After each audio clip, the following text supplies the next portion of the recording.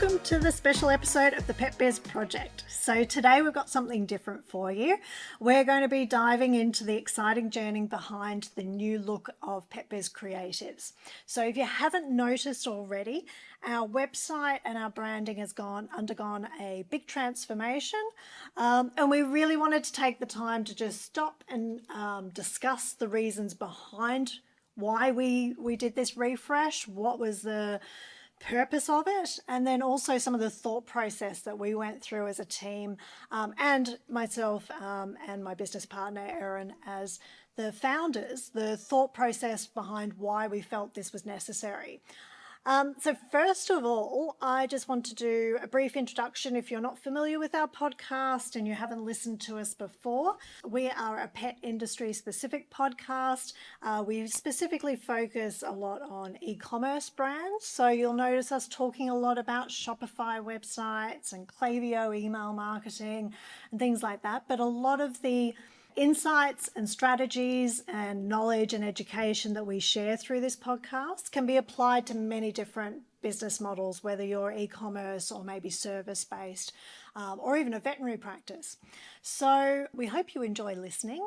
One of the reasons why we went through this brand refresh and website refresh as well is because it's something that we talk about a lot with our clients. And so we thought we need to practice what we preach and share with you why we've done it for ourselves as well.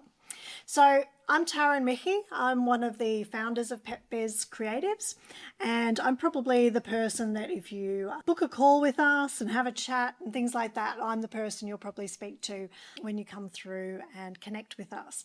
So I'm the CEO and one of the original founders, and Erin, who is on the call as well, would like to introduce herself. Hello, yeah, so I'm Erin Mickey. I'm the other co-founder of Pet Biz Creatives, where my role is, I suppose, in flux at the moment. We kind of we were laughing before the podcast started because we were like, what is the actual title of my role? I don't even know anymore, to be fair. But yeah, I'm the other original co-founder.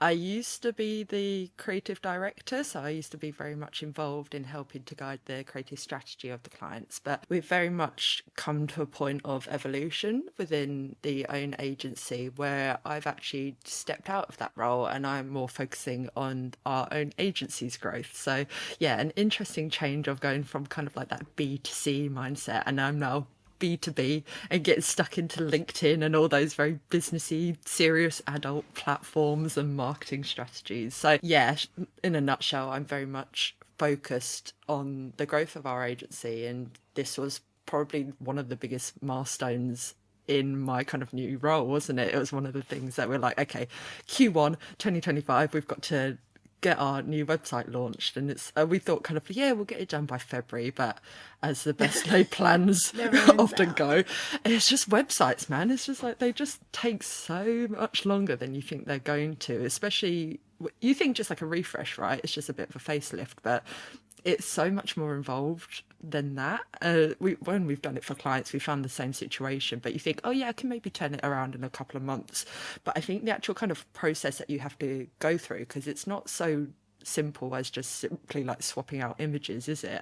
As you'll know, it's like you have to go so much more in depth as to what is the purpose, what is the reason behind actually doing this, because it is a huge investment in terms of like effort, time, money most of the time. So yeah, it was a great experience to kind of, I think, dive into as this initial step for 2025 for our agency. But yeah, it's we didn't really have a solid plan, did we, when we approach this project? No, but it's one of those things that I think you think it's going to be, as you say, a quick project that, okay, like we're talking about it before Christmas, where we were like, okay, sometimes it can be a little bit of a lull for us over once you get through the Black Friday, Cyber Monday busy promotional period, and we get through Christmas and the lead up to, Christmas Day with all the promotions for clients. We do find that sometimes January can be a bit of a lull or a bit of a quieter period, and it gives us a chance to work on those projects that we've been putting off all year, that we can actually do our marketing, our, websites and things like that. But yeah, like you say, it became a much bigger project than we initially thought, because I think Yeah, you think it's just going to be a case of, oh, let's change the look and feel a little bit, but then you realize, well, the tone of voice then needs to shift, and then the images need to align with who we're actually trying to reach and who we're trying to resonate with, and it becomes a much bigger project because you realize that it's not simple. It actually requires a lot of deep thinking around, well, what are we actually trying to achieve here, isn't it? So it becomes a much bigger project. Yeah, absolutely. And I feel personally, having been the person who kind of drove this project, obviously was like in collaboration with yourself. So it wasn't like I was sitting there making the decisions on myself, which I know for a lot of pet business owners, the reason that they come to work with us is because they need that collaboration and like more kind of brains in the kitchen cooking together. Whereas I think with us, we took that experience of having worked on countless websites for our clients, but also understanding so it's not just as simple as I'm going to swap out this image for another kind of stock image or something as fiddly as that. It was more like, okay, so we had to start at the heart of what essentially we wanted to communicate in this refresh. It's like it wasn't just that aesthetic facelift, if you want to call it that. It was very much like, I feel like our messaging hasn't really changed at its central core, but it has definitely gone up that level to become a bit more refined, a bit more streamlined, a bit more not aggressive, but a bit more confident, I guess, is the better term for what we are communicating to our audience and how we're communicating that. And that's, I think, the essential first step in how we did approach this entire project, was looking at that messaging and looking at that strategy. And then everything essentially came from understanding, so like who we are and what we want to represent and how we want to represent that in both like the written word and also the visuals that accompany that. I think it's almost like that puzzle piece situation, isn't it, where every element has to interlock, but you can't rush ahead, you can't skip a step and just go straight for like, I'm going to choose these pretty colours or anything like that, because then again you're just, if you I think approach a refresh in that capacity, then you're essentially just going to end up with the same website as you had before. And if you're definitely approaching it with that mindset of like, okay, I want to elevate the look and feel and performance of my website to create more conversions, it's not that you can't take that superficial stance towards a website refresh. I think you have to kind of go back and take that good, hard, long look Deeper. at yourself. Yeah, for sure. You need to do the strategy behind the brand storytelling first. I think that's a good point, because it's not just about refreshing a website just to make it look pretty or to make it look more modern or something like that. While that might be an aspect of it, it's to you're ultimately spending all that time and energy, which as business owners is money, to get a different result or get a better result than what you were getting before with your current website. So it's not like it's just an activity that we do just for the sake of it. We're actually trying to get a different result from the outcome of doing it. From my perspective, it's that I feel like the new website, we're more mature in how we're, it's almost like we've grown up a little bit. Yeah, for sure. Yeah, absolutely. Sense. Yeah. As you grow up, you evolve and you grow into more of who you're here to be. And you get more confident in how you talk about yourself and how you represent yourself to the world. And I think it's just like that with our website. It's like when we created our last website, that felt like we were very, I suppose, new to the pet industry, but also, just still discovering who we were and what problems we were here to solve. Whereas this website is very much the outcome of listening to lots of feedback from many clients and leads that we've spoken to over the years. It comes from our experience with the podcast and speaking to lots of pet industry experts. It just feels like, we're a lot clearer about what we do now, because we have been doing this for many, many years now. So I hope that makes sense. Yeah. No, I think it's the perfect way to think about it, because I think it is that kind of that growth and that journey I think the agency's gone through. Because I think if anybody had seen our website as it was, in 2024, as recent as that, you'll see it is like quite a dramatic shift, I think, quite tonally in how we do represent ourselves. For example, we've very much moved away from that, the reliance of like a very typical thing of like stock images of people with their dogs or cats and things like that. It's, I think, something that we kind of do preach to a lot of our clients as well, is if they are relying on things like stock images to help develop the aesthetics of their brand, it's, you don't necessarily need to rely on those kind of those hammy stock photos of, like, you know, like a paw reaching out for some food, or, you know, just like things like that. You don't need to rely on that if you've got a strong enough strategy to your pet brand to communicate why pet parents should listen and care about you as a pet brand. And I think that translated over to our own approach. Is like, we didn't have to plaster stock images of like people and their dogs and cats or other pets across our website to represent our own value as an agency, because we've got the name Pet Biz Creatives, don't we, in our own agency people name. know that we service the pet industry. It's like, it's a no-brainer when you see the logo. It's not something that we then have to go and reinforce, I suppose. But also, I think, you know, one of the big reasons I love the look and feel of our new website is because it is in stark contrast to a lot of other marketing agencies or services that service the pet industry that are out there, not just in Australia but globally. And I think it's something, you know, that we do ourselves when we're working with clients, is there is a hell of a lot of research that goes into refreshing or developing a brand. It's not just a case of, like you say, coming up with a couple of fonts and, you know, typography and a couple of pretty colours. There is a huge amount of research that goes into not worrying about your competitors, because, you know, we see that there is plenty of space in the world for everybody, but to be very successful at what we do. But you want to understand your competitors, because the whole point of branding is to stand out in a crowd. It's to have such a big personality to your business that people know, okay, this is why I would want to work with Pet Biz Creatives, over and above maybe another website that they've come across that offers exactly the same service. But why would they work with us rather than them? And that's why your personality has to shine through on the website, so they feel that they can resonate with you or the other business, whatever it might be. So I really love with our branding that it is so dark and bold and in your face sort of thing a little bit, because it does feel more representative of us, as that confidence that we have in what we do and our ability and how we can support pet brands.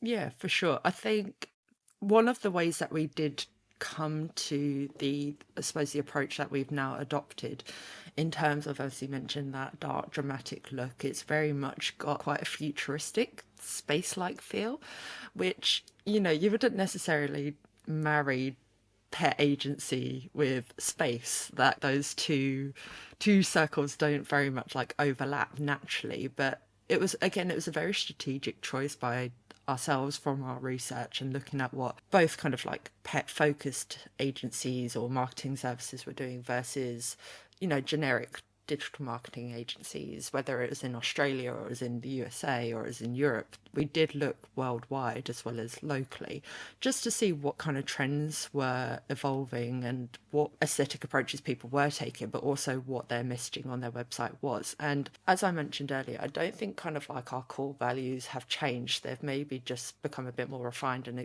been expressed differently now.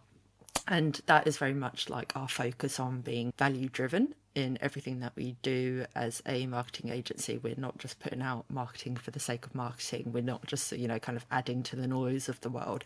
We very much want to create those meaningful connections between pet brands and pet parents. And I think that's it shouldn't be, but it's quite an innovative approach to marketing or talking about marketing. I think it is probably a buzzword that is becoming a bit more popular, so I don't think it's completely unique in that way, but I think people just like throw it out as a buzzword, but they don't really understand the essence of it. But because we understand that the relationship between pets and like their parents as such but we understand how kind of emotion driven that relationship is. And that's why we're like, well, your marketing then needs to kind of step up to that plate. It can't be insipid, it can't be surface level. And I think having that depth of understanding and really knowing kind of how the industry needs to shift, we do have that very much like that forward thinking future vision of everything that we're doing, not just like for ourselves but our clients too. And I think that's very much the seed that was planted, I suppose, in our own minds of why kind of the futuristic look then did evolve, because as well, like, we've got to be at the forefront of these marketing trends. We've really got to innovate how we do things for our clients and again for ourselves. So that was kind of like, that's the connection. If people are a bit surprised when they do go on the website and they're like, why does it feel so like weirdly spacey? And it's because we are looking towards the future, we are looking towards that new frontier and how that is going to change, and we're going to be the ones to help pet brands lead it. Essentially, that's the kind of like the energy I think that comes from that. And I think it's, like AI is becoming such a huge topic of conversation, and it's something that we're all starting, or well, all learning how to implement into our businesses on a daily basis, because there is so much opportunity that you can leverage there using AI, and the future of technology and systems and automation that is going to be just constantly changing daily as we move forward. It is hugely, overwhelming sometimes trying to keep up with it. But the thing with AI is, while it might allow us to leverage, the production of creative assets and things like that and be able to operate more efficiently, it also means that there's a huge amount of content and a huge amount of noise out there on the internet that's AI driven, that hasn't got the emotional intelligence yet to really create meaningful relationships with the audience. So I think while we can use AI and technology and automation and things like that to help brands grow, it's becoming even more important to also be having that human driven creative production and within your business, so that you can create those emotional connections with your audience, because you won't stand out and you won't survive unless you do create that emotional connection, I believe. Anyway, I think you can produce endless amounts of blogs and video content and graphics and stuff using AI these days very easily,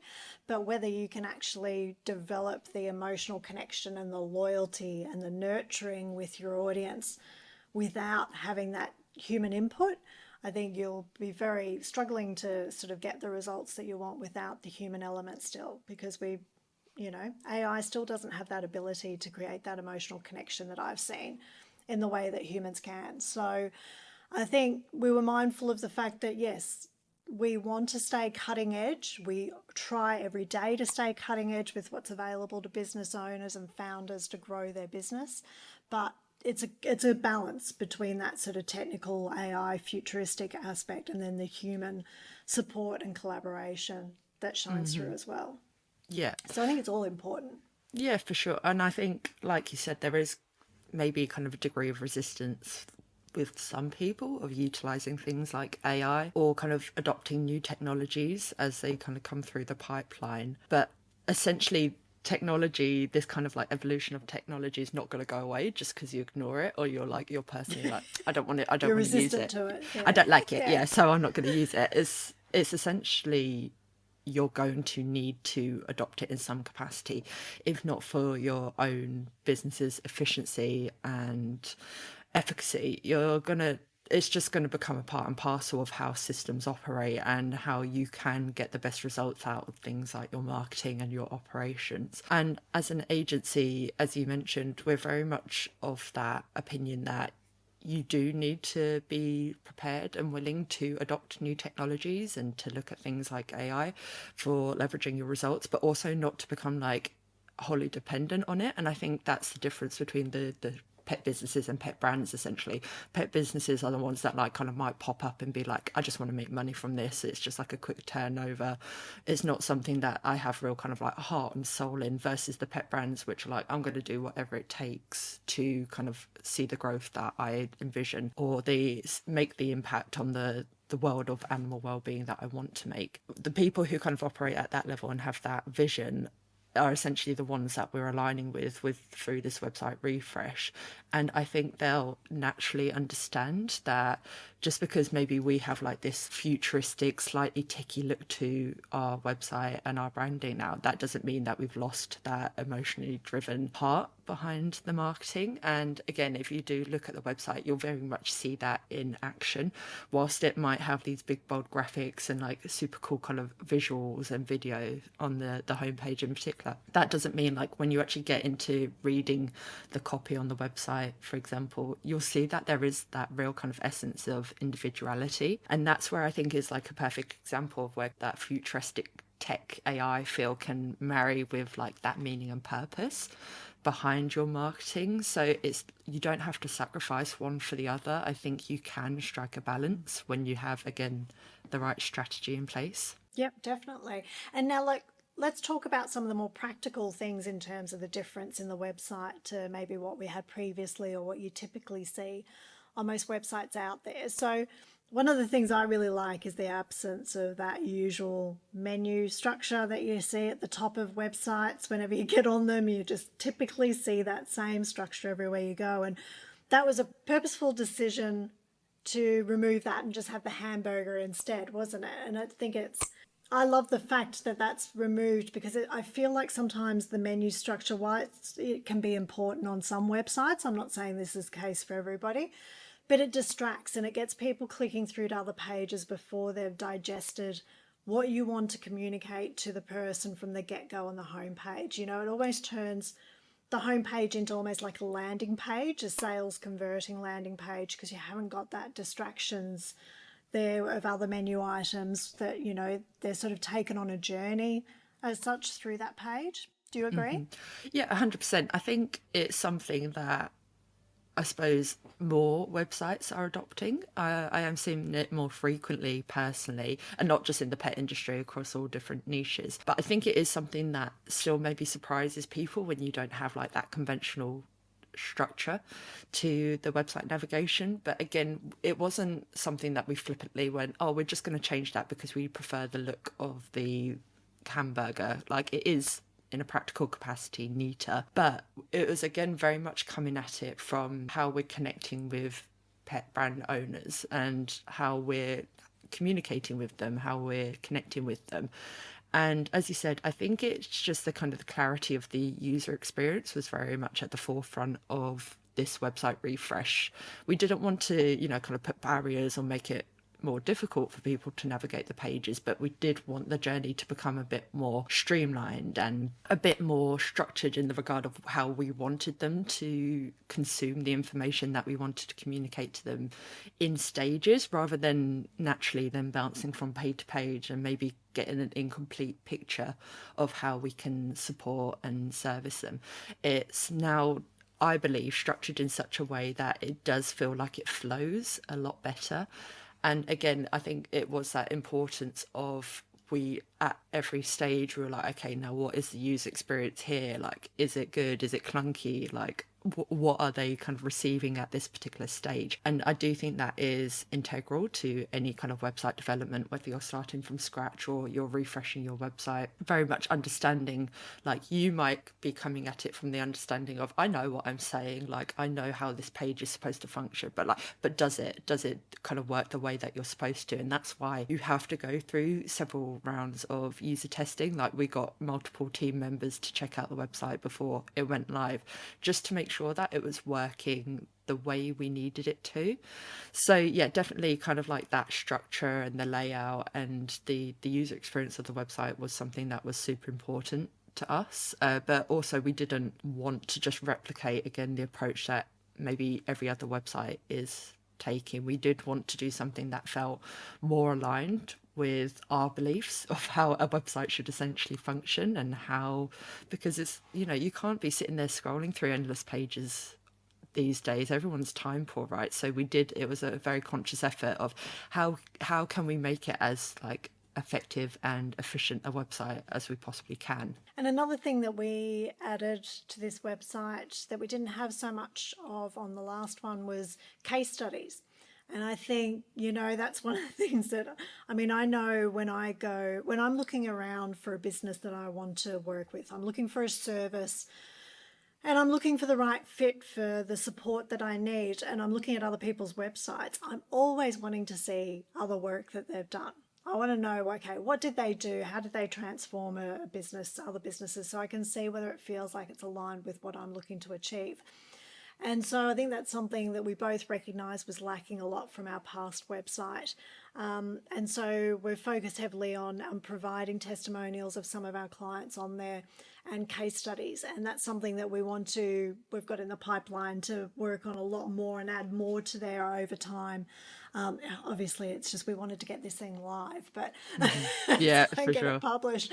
But yeah, we're going to be adding a lot more case studies to the website going forward as well, so people can really understand not just, okay, this is just another marketing agency, but they work with pet brands, but actually what does it look like to work with us? What are the things that we've implemented for other clients and what results have they got from that? Absolutely. One of the amazing superpowers of case studies on any website, whether it is B2B or B2C, because I think, again, something that we've been developing with clients is to get those case studies up on their websites, because essentially it is that proof of in the pudding kind of situation. It's like we could, of course, we're going to talk about ourselves as like amazing and like we do fantastic work, and of course you want to work with us. Every website under the sun is going to like big themselves up in that capacity, right? Like we all do it. Yeah. You have to. That's just You've got to sell understand it. yourself. You've Yeah. got to sell yourself. Like that's it. But I think that's the difference, where people kind of maybe reading a page and being like, yeah, okay, cool, you can maybe do this for me, you can maybe do that, but can you actually? It's always kind of that question at the back of your mind, isn't it? Like, can I trust you? And again, that's something that we work very closely with our clients on, is like building that kind of that trust with their pet parent target audience. And we have to do the same with our own clients, right? And the only way that we can do this is to prove that we can walk the talk, essentially. Like we can actually, help them with like a kind of brand development project, or we can help them build a website, or we can help them get amazing results from their paid social media advertising. And that takes time to be able to, again, kind of build that trust with a client. But through having those case studies on a website, we can just validate at least that we do know our stuff. It's such an amazing tool, I think, for any business under the sun to be able to develop for their website. And as you said, it's something that we're just continuing to develop as we go along. It's like, by no means our website is not finished. It's going to continue to grow. No, this is just the starting point. Yeah, and I think case studies is going to be like a primary focus of how we do continue to grow, and something that we're going to feature more on our website as well. And I think having that hub of case studies is just like a really interesting insight into the broad spectrum of pet brands that we do work with. And also, I guess, our mentality of like, there is, like, as you mentioned at the very beginning of this episode, is like there is space for all these brands to operate and exist within the Australian pet industry. Yes. And we can prove how we can help you to do that. Like, it is not competition, it's collaboration at the end of the day. Oh, definitely. I mean, that's the way the world's going, I think, is partnerships and collaborations, because you're so much stronger together than you are separately. And I think we're all different. If you can, and it's something that we see a lot with the brands we work with, is that mature attitude that there is enough space. We might both be selling, similar solutions to pet parents in terms of, what their pets need, but everybody's got a different brand. Everybody's got a different approach. Everybody's got a different slant on what they can do to help and how they can look after your animals or help you to have a closer, deeper relationship with your pets.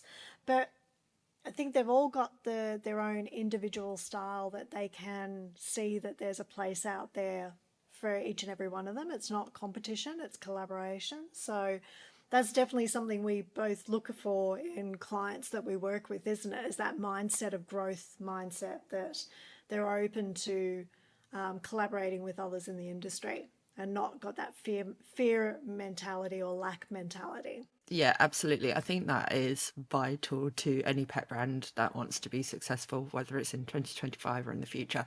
You can't go into this industry being, I'm going to work in isolation. I'm never going to kind of like share my secrets with other pet brands in the industry, because I don't want them to like leapfrog above me and become more successful than I am.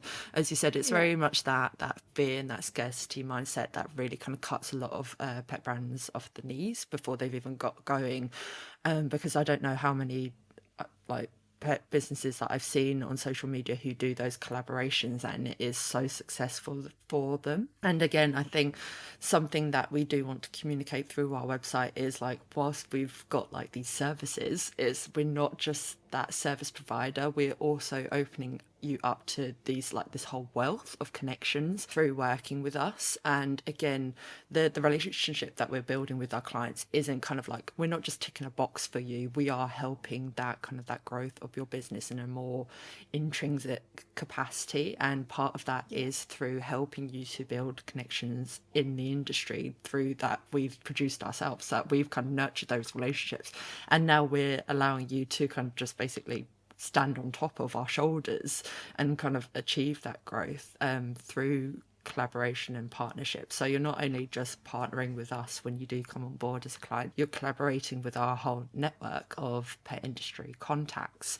So yeah, super important for, again, kind of going back to the futuristic feel of the website. I think it's having quite like that universal global feel to what we're doing, like not like being isolated thinking about how is this Thinking going to big. thinking big, thinking global, thinking like universal, that kind of feel. So hopefully that is that impression and the impact that we've created through the website refresh. And we've also tried to ensure that there's education, knowledge, support there on the website as well, especially for smaller businesses just starting out that are looking for tips, looking for inspiration, but then also the more established ones sometimes feel like they're in a bit of a rush and need some new inspiration, or need a little bit of a spark of or injection of excitement and ideas. So we've got our playbook, haven't we, on there, and then we've got all our blogs, and then obviously this podcast as well. So there's a whole wide range of sort of an ecosystem of education as well for pet brands, isn't there? There's a heap there. And again, going back to what I was saying earlier, I do understand that people are time poor, so there's a lot that you might feel kind of overwhelmed to access. But I think if you really want to achieve the results for your pet business, you'll make time for that research and that education. So highly recommend people do check out everything from like our blog, as you mentioned, to the playbook, and listen to past episodes of the podcast, because there's some fantastic conversations with individuals at completely different stages of their pet brand journey. And I think you can learn something new from every single individual who has appeared on the podcast to date. So if you do anything, I'd say just stick on the podcast as you're kind of like doing your thing, like going to work, walking the dogs, doing the dishes, that kind of thing. Make sure to check out the education on our website, because it has been created for your benefit, not for our own at the end of the day. And I suppose that's one thing that we wanted to communicate as part of doing this podcast is we want feedback. If you're listening to this podcast, or if you're looking at our website, post on the contact us page or something, send us a message and let us know what you feel you would love to see, or education you'd like to receive, or, if you've got feedback on things you think should be different or on the website, we'd love to hear that feedback. Because I think when we went through the process of developing this website, the thing that really fed into the initial process of designing and thinking about the content and the approach was all the feedback we've received, or all the little comments that people have made when we've been when I've been on sales calls or something with leads, and people have booked in for a chat and want to discuss potentially working together and things like that. I'm always listening to what it is that they're telling me they're looking for in a business, because we're always trying to improve what we deliver and how we deliver it so that it meets the need of pet industry professionals. And, we're not trying to produce something that isn't wanted or needed. And one of the things I suppose I heard from a lot of people that I speak to is that they're coming to us to work with us because they've worked with other service providers or agencies, but they've found that the other providers of their marketing just don't get pets, don't get the pet industry, don't get the relationship between people and their pets or their animals. And I think that's one of the greatest things that we wanted to get across with the new website is that specialist knowledge and experience that we have, that we're not just winging it. We have been doing this for many, many years and know what works and what doesn't. And we put a lot of time and energy into developing those meaningful relationships with pet parents for the brands that we work with. It's not something that we're flippant about. And so I suppose that's one of the things that we wanted to get across with the website is that feedback that we've received time and time again, that's what pet brands are looking for. They're looking for pet industry experts to work with, not just somebody that's a generic marketing agency. So I think that's something that we wanted to get very clear in the new website, that we get that and we understand it. Yeah, 100%. Because like you say, we do have that professional expertise as a team, but we also have that personal expertise, if you can call it personal expertise. So I think something that I'm personal experience. Maybe. Yeah, personal experience. But something I am quite proud about is how we present ourselves on our about page. So if you've never come across like Pet Biz Creatives ever before, please make sure to go check that out, because I think that's a really good introduction to kind of us, like our mission, like our ethos, like our values, and also to put a name to a face and to understand who does what within the team, but also to meet our own pets as well. We've got we love animals at the end of the day. The board of pets on there. Our true bosses, Pet Biz Creators, the ones who really run the show. But also it's a good point, with our past website, the old website, it was very much because it was originally just you and I that started the business as the founders, and it just grew from there. But the old website was very much about us, whereas this website is about our team, because it's not just about you and I anymore. It's about everybody, they do more than we do, so they need to be positioned there better than we are. Oh, the team, I think, amazing. Yeah, the team are amazing, and we are very proud of our team. We've got an amazing team that all get along great. They are so supportive of each other and love brainstorming and collaborating and, getting on there and coming up with great ideas. And you and I are both very grateful for everything that they do for us and the clients. Yeah, like we said, we just have such an amazing team, but I think we all share this vision of future focused marketing, like trying new ideas, like pushing boundaries, like testing different things. We're not complacent with just regurgitating the same old systems or like doing the same thing over and over. If it's, again, kind of like we might test an idea, does it get results, does it not? And we'll just grow from there. So I think the energy and the enthusiasm and the passion from the team, I hope it translates again to the website. But again, it's something that is going to continue to grow as we develop our own website, in terms of like communicating more about the team and building those kind of connections and, kind of like that human element to what we're doing that just is intrinsic to any marketing at the end of the day, is having that human, emotional driven element to everything we do. So it is a fantastic insight into the team, but like I said, it's something that we're going to continue to build upon, so that any new clients who come on board almost feel like they already know us before they've even started working with us. Well, that's what we want, isn't it? And that's where the podcast works really well as well. We quite often hear from people when they reach out is, I've been listening, to your podcast, or I've listened to the last episode or something, and they sort of feel like they know us a little bit. So when you do have a chat, it's like we already, have worked together already. Yeah, for sure. Yeah. One thing I would say is if people want to engage with us as well, is like connect with Erin and I on LinkedIn. We're probably most active on LinkedIn out of all social media platforms. So if you want to reach out and sort of have a chat or just message, or let us know what you think of the website, or let us know what you think of the podcast, just connect with us on LinkedIn and just send a message as well. It'd be great. Yeah, I'd absolutely love to hear anybody's feedback. It's just great insights, and it's going to continue to help us to develop and improve our communication and the way that we turn up for pet brands, whether in Australia or overseas. So definitely make sure to reach out. We'd always love to chat. and take a look at the website, the most important thing.